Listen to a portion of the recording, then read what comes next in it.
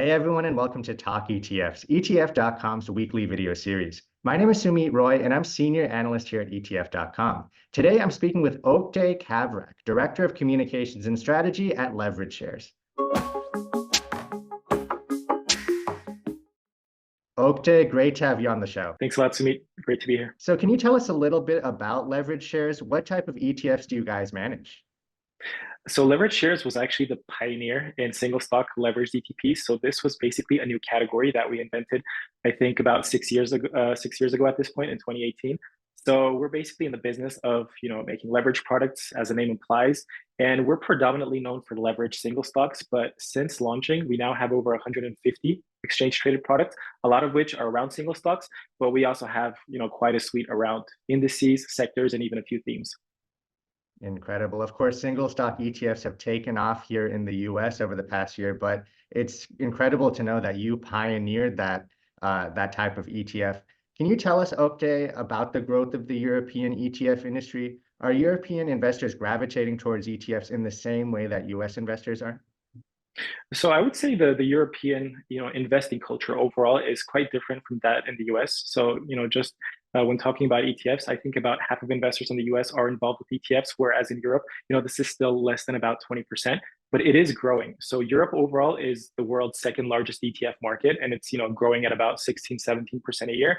So I like to say that, traditionally we've been about 5 to 6 years behind the US just in terms of, AUM and the kinds of products that are offered to end investors. But with the prominence of things like neo brokers and more cohesive markets just in general over the last few years, I think there's been an incredible uptake, especially in retail investor interest in ETFs overall. So traditionally, people have been going to their banks, to their insurance companies to get some kind of exposure to the market. But with the advent of the neo brokers, people without having to make a huge investment are able to open their accounts and sort of take matters into their own hands. And can you tell us about some of the other trends that you're seeing in the European ETF market? Obviously, you said single stock ETFs are picking up steam. They're really big. Are there other Yeah. trends we should know about? So I like to think Europe as like a pretty wide spectrum of investors. So I think the reputation that they have globally is that they're more reserved in some of the type of asset classes and underlyings that they like to invest in. So they're more traditional. They like buying broad-based indices. They like buying fixed income products, not taking on too much risk. So that has been probably the general and the overarching trend over the last few years. But on the other end of the spectrum, Europe is known to have its fair share of structured products. So we've had leverage products for the better part of the last 2.5 decades, things like leverage certificates and CFDs. So, those have been highly popular in some jurisdictions like the Scandinavian countries and Germany. Whereas if you look at investors in places like, the UK or Belgium, they're more interested in buying broad market indices and getting, very broad exposure within their portfolio and sort of holding on for the long term.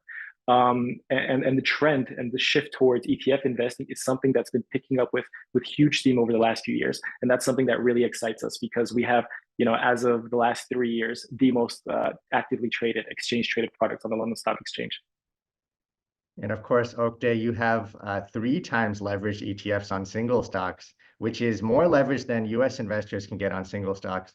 Are European regulators more permissive when it comes to things like that?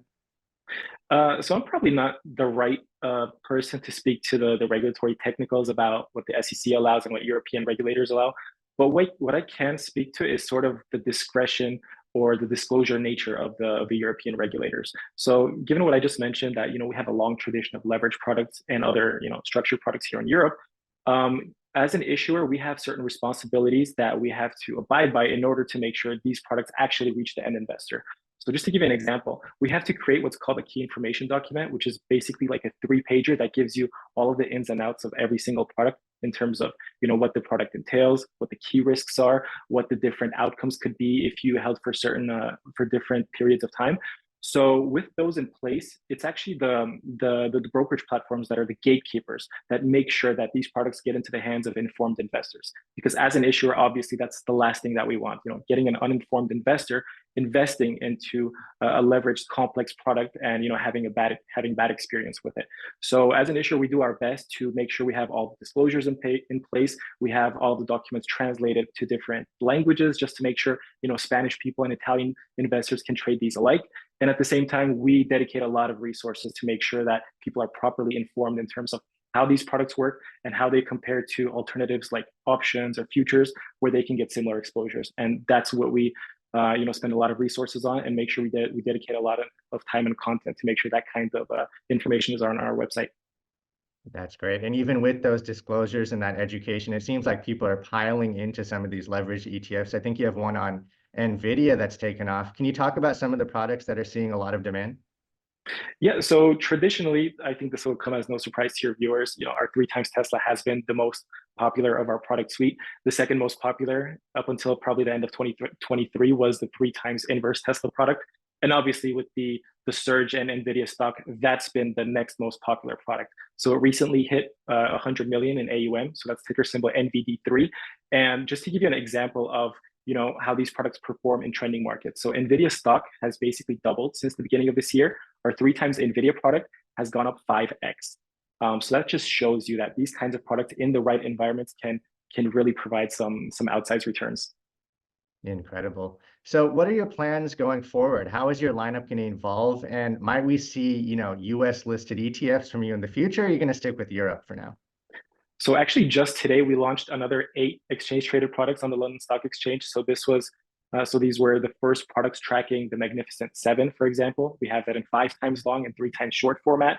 We just launched the first ever 4x long and short semiconductors ETPs. So those track the NYSE Semiconductor Index. And we also just launched 3x long and 3x short artificial intelligence ETPs, which basically track a concentrated basket of stocks, predominantly from the US, that are basically at the forefront of the artificial intelligence revolution. And we also added a few single stocks. So one of them is 2x SMCI, which, as we know, is one of the most topical stocks as of late. And we also did 3x long IonQ. So yeah, we just listed another 8 ETPs today, bringing our grand total to over 150. And we don't plan on stopping anytime soon. I think we've carved out a really nice and powerful niche here in Europe.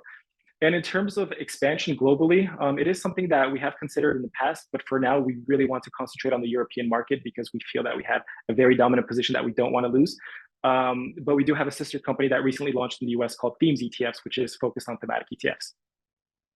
Fantastic. Well, we're going to have to leave it there. Oktay, I really appreciate you taking the time and sharing your insights with us. Thank you very much, Sunit. Great to be on.